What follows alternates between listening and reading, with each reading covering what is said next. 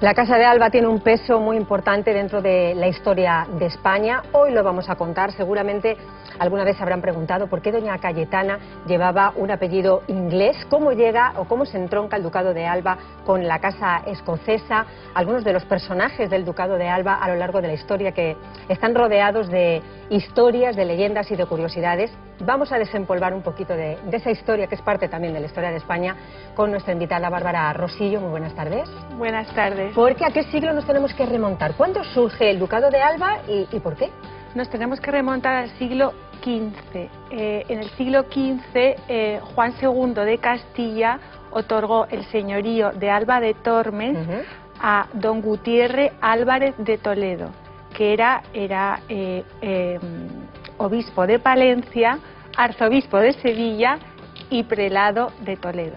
Y entonces le otorgó el señorío de su villa natal, que era Alba de Tormes, que es un pueblo que está cerca de Salamanca, la actual Salamanca capital. ¿Por qué se lo concede? Estaba contento con él, seguro. Sí, era un prohombre de su tiempo. Su padre, el padre de este señor, ya había ejercido una serie de cargos muy importantes, como por ejemplo ser mayordomo de la reina, y al ser este señor un prelado, el título pasó a su sobrino. Bueno, vamos a recorrer algunos de esos personajes que decíamos, antepasados de la duquesa, que tienen mucha historia que contar. Y en el primero que nos podemos detener es en Fernando Álvarez de Toledo. A lo mejor a ustedes les suena lo del tercer duque de Alba, el más temido. El más temido, apodado el Duque de Hierro. El Duque de Hierro es una personalidad muy importante en la historia de España, en la historia del siglo XVI y en la historia militar en general de Europa. Se llamaba don Fernando Álvarez de Toledo y Pimentel.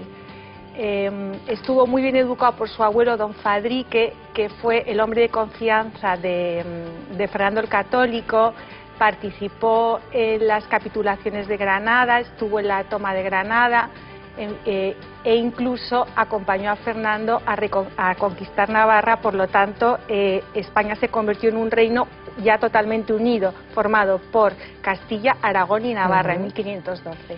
Y entonces el nieto fue don Fernando, que fue un hombre importantísimo, fue el mayordomo mayor de Carlos I y Felipe II. Esto es como el hombre de más confianza y el hombre más importante en la Casa Real, y ejerció muy diversos cargos a lo largo de su vida. Vivió 75 años, que es mucho para el siglo XVI, y lo que te digo, tuvo cargos importantísimos de responsabilidad. Un militar, decíamos, muy importante, además en la historia del país. Diplomático y político. Y curiosamente en Holanda, todavía hoy, como participó en la batalla de Flandes, todavía hoy, las madres, cuando los niños se portan bien, le dicen: cuidado que viene el Duque de Alba. O sea, es como que viene el coco, que viene el Duque de Alba. Hubo un conflicto porque, bueno, la religión de los flamencos era la calvinista. La religión calvinista está en contra de las imágenes. Entonces hubo una serie de ataques terribles a multitud de iglesias, monasterios e imágenes que se fueron destruyendo. Felipe II mandó a don Fernando Álvarez de Toledo a sofocar la rebelión, y la sofocó de una manera brutal. Como también la campaña militar era muy cara, exigió a los flamencos unos impuestos altísimos. Entonces los flamencos se rebelaron y se negaron a pagar, y entonces ya fue una especie de guerra muy brutal, y murieron miles de personas que fueron ajusticiadas, muchas de ellas en la plaza de Bruselas. Bueno, hay que decirle a los espectadores que todas las imágenes que están viendo de vez en cuando son retratos de los personajes de los que estamos hablando, y seguro que les ha llamado la atención esa duquesa, la 13ª, la que va vestida de blanco con los lazos rojos, que es, yo creo, que una de las imágenes, ¿no?, de las pinturas de la casa del Ducado de Alba más representativas. Es un cuadro emblemático en la historia de España, y es un cuadro emblemático porque bueno, sigue perteneciendo a la casa. Nos muestra a la duquesa. Solamente ha habido 3 duquesas de Alba por derecho propio: la recientemente fallecida y esta también duquesa, doña Cayetana. Cayetana de Silva, ¿no?, que se llamaba Cayetana ella. de Silva, que era de Toledo. Realmente, Bárbara, siempre ha existido esa rumorología de que, bueno, como ella fue mecenas de Goya, que fue la maja desnuda. ¿Fue la maja desnuda esta mujer? No, es completamente inexacto. La maja desnuda La maja desnuda... Bueno, es una leyenda urbana, ¿no? Sí, la maja desnuda y la vestida fueron pintadas por Goya en la misma fecha, hacia 1800, y la primera colección que se sabe dónde estaban era la colección de Godoy. Godoy era enemigo acérrimo del marido de la duquesa de Alba, que era a su vez duque de Medina Sidonia. Entonces, francamente, es raro que estuviera su poder. Vamos a avanzar un poquito más en la historia. Como Cayetana, esta duquesa, no puede tener hijos, sí, pasa ya el ducado, ahí es donde se entronca con la rama escocesa, y con eso llegamos ya hasta el padre de la duquesa, ¿no? Sí, hasta Jacobo. Exactamente.